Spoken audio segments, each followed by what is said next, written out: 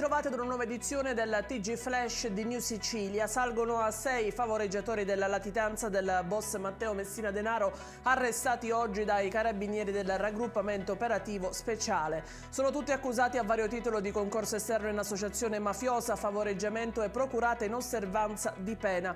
Grazie alle indagini delle forze dell'ordine è emerso che il boss è stato costantemente supportato da varie persone durante la latitanza che gli hanno permesso di spostarsi nel territorio in relativa sicurezza.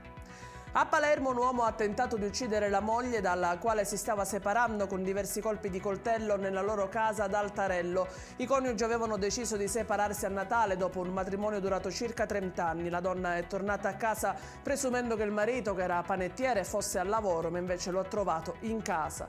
L'uomo ha impugnato un coltello e l'ha attaccata ripetutamente. La rimozione dei barchini utilizzati dai migranti per attraversare il Mediterraneo e raggiungere la Sicilia è iniziata e si sta svolgendo a Lampedusa. Queste imbarcazioni, note come carrette, vengono abbandonate sulle spiagge e sulla costa dell'isola, creando problemi ambientali e di sicurezza. Una ditta incaricata dalle dogane si sta occupando del prelievo di queste barche insieme al loro contenuto e del loro trasporto sulla terraferma.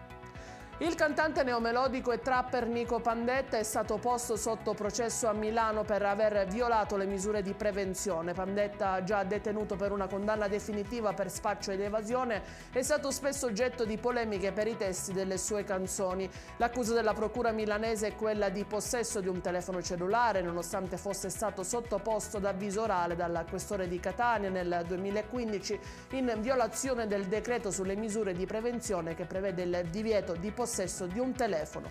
Il cellulare è stato sequestrato nel 2020.